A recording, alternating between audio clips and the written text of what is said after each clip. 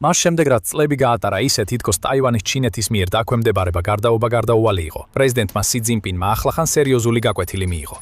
ტაივანის სრუტეში ახლახან რაღაც მომაკვდინებელი შევიდა და ძალის დემონსტრაცია აჩვენა, რამაც ჩინეთი დაამცირა. მაგრამ აი მოულოდნელი რამ, ძალის დემონსტრაცია ტაივანს არ მოუწია. ეს იყო ჩინეთის კიდევ ერთი მტერი, ინდო-წყნარ ოკეანეში, რომელმაც ახლახან აჩვენა, რომ შეუძლია ჩინეთი ნებისმიერ დროს და ნებისმიერ ადგილას გაანადგუროს. იაპონია ასპარეზზე გამოვიდა და ეს ხმაურიანად გააკეთა. აპრილის 17-ს გავრცელდა ინფორმაცია, რომ იაპონურმა სამხედრო გემმა რაღაც ისეთი გააკეთა, რამაც ჩინეთი სრულიად მოუმზადებელი დატოვა. მას შემდეგ, რაც ჩინეთმა ტაივანის სრუტეში დაახლოებით 40 დღიანი სამხედრო წვრთნები ჩაატარა, იაპონიამ საკუთარი ძალის დემონსტრირებით უპასუხა. იაპონიამ ტაივანის სრუტეში გაგზავნა JS იკაძუჩი, რომელიც მისი ერთ-ერთი ყველაზე ძლიერი გამანადგურებელია. გემი იქ 14 საათის განმავლობაში დარჩა, სანამ საკუთარი სურვილით დატოვებდა ტერიტორიას. ჩინეთმა ხომალდები არ გაგზავნა. მან იცოდა, რომ იაპონიის ქმედებებზე ვერაფერს გააკეთებდა. 14 საათიანი შეურაცხყოფა მიაყენეს სი ძინპინს ამ ისტორიული და გამბედავი ნაბიჯით და როგორც გაიგებთ, თუ ყურებას გააგრძელებთ, ეს ჩინეთისთვის ნათელი სიგნალია, რომ იაპონიის წარსული პასიური სამხედრო სტრატეგია უკვე წარსულს ჩაბარდა. ეს ნაბიჯი აშკარა გეოპოლიტიკურ და გეოგრაფიულ შედეგებს იწვევს, რომელთაგან არც ერთი არ არის სასარგებლო ჩინეთისთვის ან მისი მოკავშირეებისთვის. სანამ ამ ყველაფერს დეტალურად განვიხილავთ, უნდა გავითვალისწინოთ ის გემი, რომელიც იაპონიამ გაგზავნა. არსებობს კარგი მიზეზი, რატომაც ჩინეთმა არცა და იაპონიის გამანადგურებელთან ძალის ძალით დაპირისპირება, რადგან JS იკაძუჩი განსაკუთრებული გემია. გემი ექსპლუატაციაში 2001 წლის მარტში შევიდა და მას აქვს საკმაოდ კარგი ძირითადი მახასიათებლები. მას შეუძლია მაქსიმალური სიჩქარით 30 კვანძით გადაადგილება, რაც დაახლოებით 25 მილის საათში ტოლია და აღჭურვილია იარაღის ფართო სპექტრით, რაც მას საფრთხედაკს ფედაქცევს როგორც საზღვაო, ასევე საჰაერო სამიზნეებისთვის. ოტომალარას 66-მიანი ქვემეხს ემატება 2-20-მიანი ფალანგსის ახლო ბრძოლის იარაღის სისტემა, რომელსაც შეუძლია სამიზნეების განადგურება, რადგან ისინი წუთში 4500-მდე გასროლას ახორციელებენ. იაპონური ხომალდი ასევე აღჭურვილია 8 SSM-1B ანტიგემის რაკეტით, 2 64-მიანი ტორპედოს მილის თვლით და 2 16-უჯრედიანი ვერტიკალური გაშვების სისტემით, რომელთაგან ერთში Evolved Sea Sparrow-ის საზენიტო რაკეტები. ჩინეთს აბსოლუტურად არ სურდა ამ ხომალდთან დაპირისპირება. თუ სიცდიდა, JS იკაძუჩის აქვს ყველაფერი, რაც სჭირდება საფრთხის გასანეიტრალებლად, მიუხედავად იმისა, რა ფორმას მიიღებს ეს საფრთხე. მაგრამ ჩინეთმა უკვე იცოდა, რომ საკუთარ დამცირებას უნდა შეგუებოდა. მიუხედავად იმისა, რომ სი ცდილობდა ძალაუფლების დემონსტრირებას ტაივანის წყლებში და მის გარშემო, JS იკაძუჩის გამოჩენა და მისი 14 საათიანი ყოფნა სულაც არ არის პირველი შემთხვევა, როცა იაპონიამ ბოლო წლებში მსგავსი სიგნალი გაუგზავნა სის. 2024 წლის სექტემბერში ტოკიომ დაარღვია თავისი ხანგრძლივი ტრადიცია და პირველად გაგზავნა სამხედრო გემი ტაივანის სრუტეში, როდესაც სასანამი ეს მოგზაურობა განახორციელა. 2025 წელს იაპონიის საზღვაო თავდაცვის ძალების კიდევ 2 გემი ტაივანის სრუტეში გავიდა.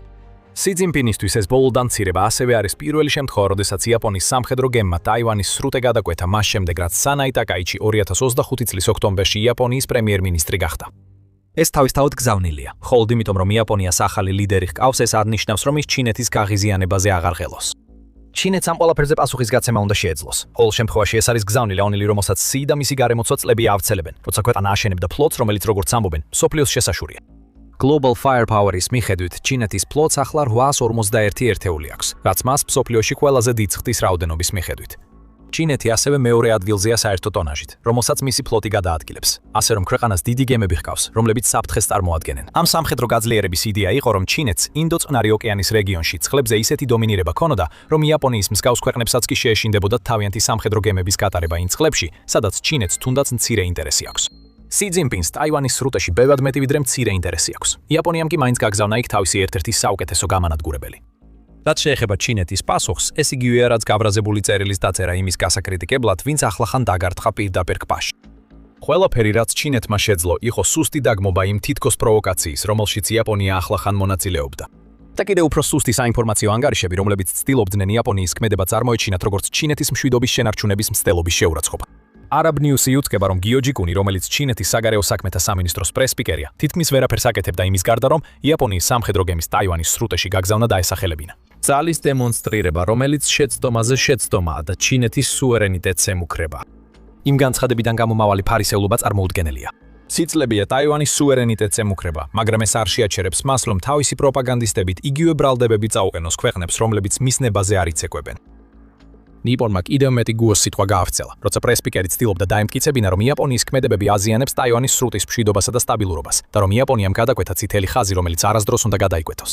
კიდევ ერთხელ ეს გასაოცარი პასუხია, თუ გავითვალისწინებთ იმ მუდმივ მუქარებსა და დაშინებას, რასაც ჩინეთი სწორედ ამ სრუტეში ტაივანის მიმართ ახორციელებს.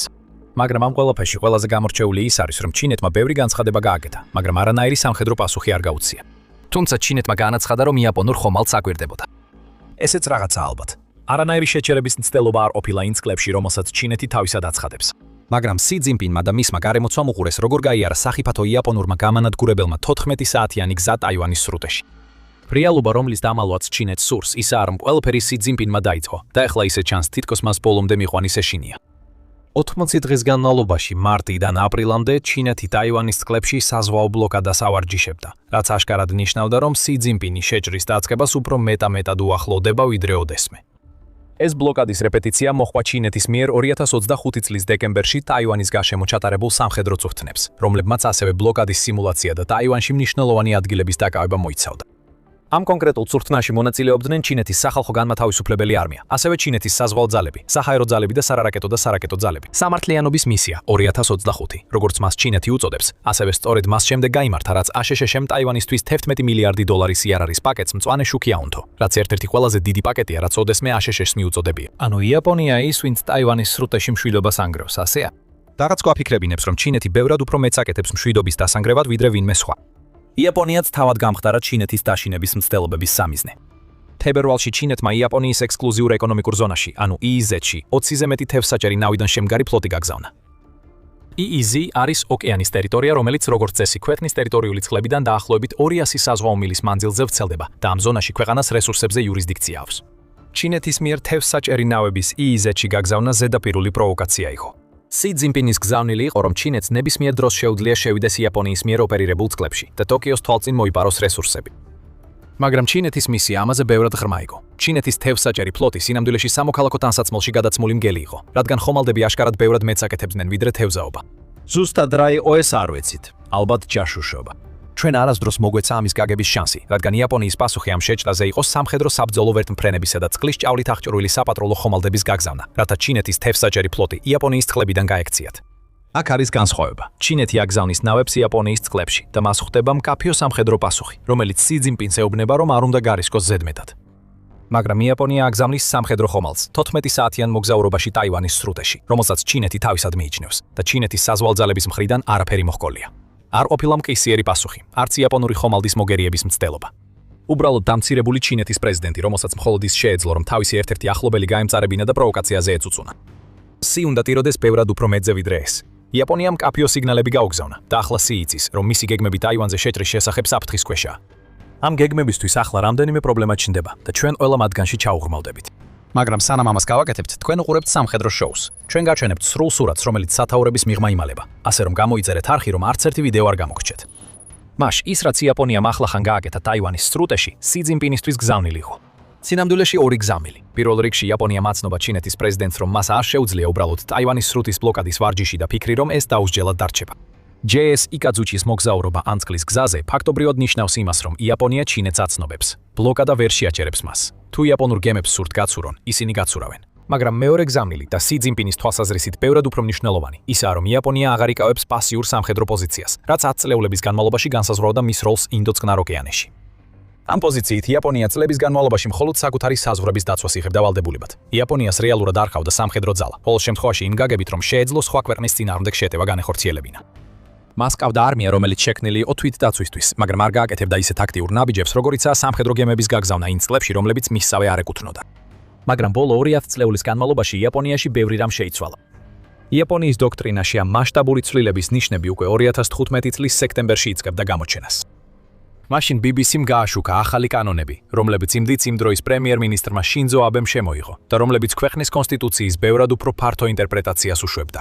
ამ კონსტიტუციაში კერძოდ მე-9 მუხლში, რომელიც მეორე მსოფლიო ომის შემდეგ შემოიღეს, წერია: იაპონელი ხალხი სამუდამოდ უარს ამბობს ომზე და ძალის მუქარას ან გამოყენებაზე. აბეს ახალმა კანონმა ამ საკითხში შემოიტანა ეგრეთ წოდებული პროაქტიული პაციფიზმი. მოკლედ რომ ვთქვათ, იაპონიის ეროვნული უსაფრთხოების მიმართ არსებული საფრთხეები ძველ კონსტიტუციას რელიქვიად აქცევდა. პაციფიზმი მხოლოდ მაშინ მუშაობს, როცა არ არსებობს სხვა ქვეყანა, რომელიც მასიურ სამხედრო გაძლიერებას ახორციელებს და აშკარად ცდილობს ინდოწყნარი ოკეანის რეგიონში მთავარი ძალა გახდეს. 10 წლებზე მეტი ხნის შემდეგ აღმოსავლეთ აზიის ფორუმი აცხადებს, რომ იაპონიის ჩუმი განშორება პაციფიზმთან ახლა ბევრად უფრო ხმამაღალი ხდება. ქვეყანამ შემოიღო თავისი ოფიციალური უსაფრთხოების დახმარების, ანუ OSA-ის მექანიზმი, რომელიც იაპონიას საშუალებას აძლევს იაპონური თავდაცვითი აღჭურვილობა მიაწოდოს იმ ქვეყნებს, რომლებსაც იაპონია მსგავსად მოაზროვნეებად მიიჩნევს. ეს პროგრამა, რომელიც 2023 წელს ამოქმედდა, აშკარად შექმნილია იმისთვის, რომ აღჭურვოს ქვეყნები, რომლებიც ტირანიის წინააღმდეგ იბრძვიან. ის თანხები, რომელსაც იაპონია გასცემს ამ პროგრამის ფარგლებში, სამხედრო თვალსაზრისით მცირე. მხოლოდ 12.5 მილიონი დოლარი 2023 წელს, 31.2 მილიონი დოლარი 2024 წელს და შემდეგ 44.3 მილიონი დოლარი 2025 წელს.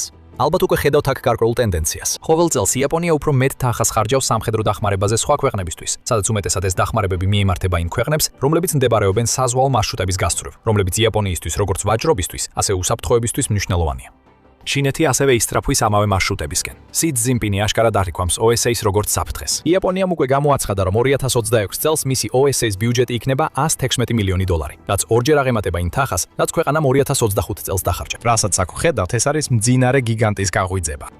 ეს იწყება მცირე მასშტაბით, მილიონობით დოლარის სამხედრო დახმარებით იმ ქვეყნებისთვის, რომლებიც უბრალოდ ჩინეთის წინააღმდეგ არიან. ასევე ომის გემების გაგზავნით იმ ერთადერთ წყლის გზაზე, სადაც ჩინეთს სურს, რომ მისი საბრძოლო გემების გარდა სხვა საბრძოლო გემები არ იყოს.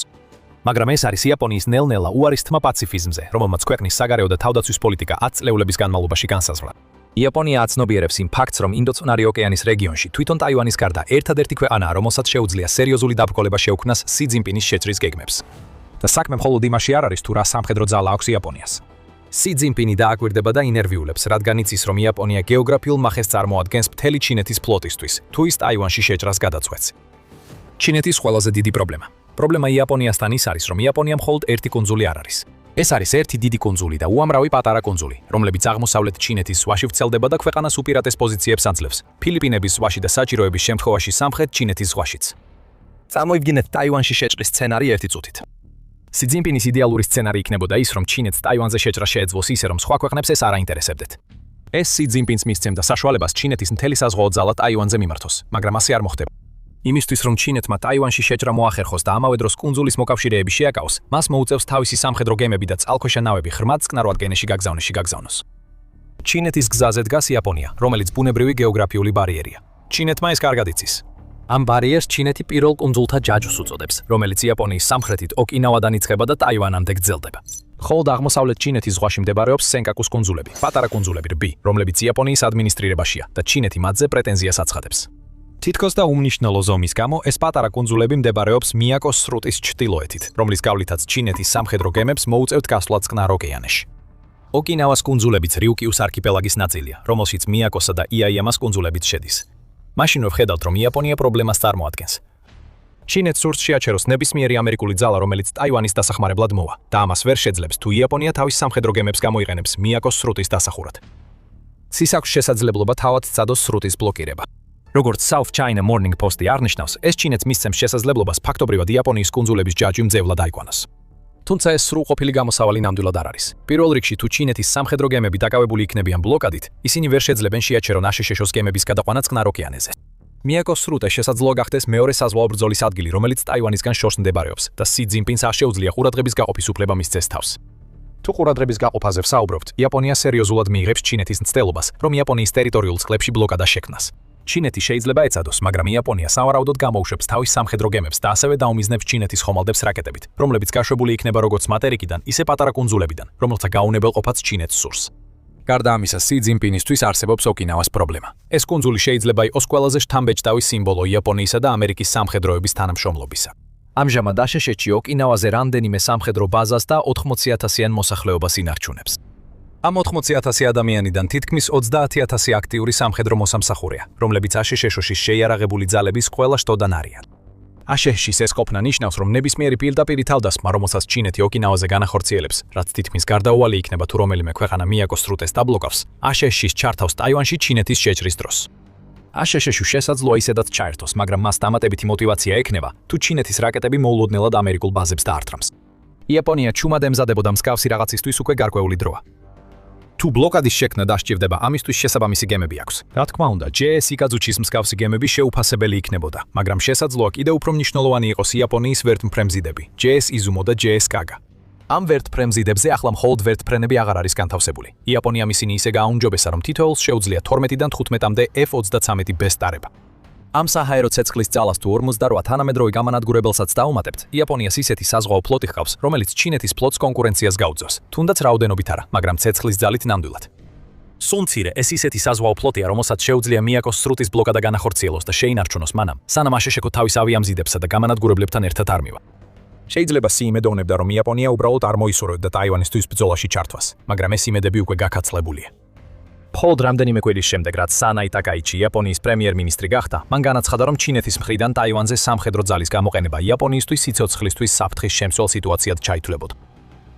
თუნდაც იაპონიის თავდაცვაზე ორიენტირებული დოქტრინიდან ამ აშკარა გადახოვის გარეშეც კი ეს ნათლად მიუთითებს, რომ იაპონია ჩინეთის წინააღმდეგ იბრძოლებს, თუ ტაივანზე შეთრის გეგმას განახორციელებს. აქ არანაირი გაურკვევლობა არ არის, ეს პირდაპირია. იაპონია ჩინეთს ეუბნება, რომ ის, რასაც სი გეგმავს, იაპონიისთვის იმდენად დიდ საფრთხეს წარმოადგენს, რომ სამხედრო ძალით უპასუხებს. სის ჯეროდა, რომ ინდოწყნარ ოკეანეში ძალთა ბალანსის მთავარი გამსაზღვრელი იყო. იაპონია მხოლოდ ერთი სამხედრო გემით დაამტკიცა, რომ ასე არ არის, რის გამოც ჩინეთის პრეზიდენტი დამცირებულად დარჩა. ეს კლასიკური იაპონური შერბილებაა, მაგრამ გზავნილი მკაფიო და ხმამაღალია. რაც შეეხება იმას, რაც შემდეგ მოხდება, ჩინეთსა და იაპონიას შორის კიდევ მეტი დაპირისპირება იქნება.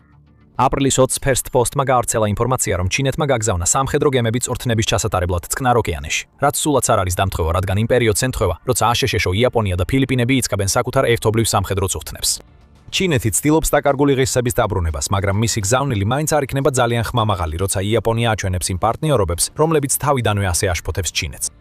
და ათასობით მილის დაშორებით, სი ძინპინის ერთ-ერთი მოკავშირე ამ შოკის ტალღებს გრძნობს. მხოლოდ 15 აპრილს ვლადიმერ პუტინმა გაგზავნა 2 ფრეგატი და მომარაგების გემი რუსეთის წყნარი ოკეანის ფლოტიდან ჩინეთში 5 დღიანი ვიზიტისთვის.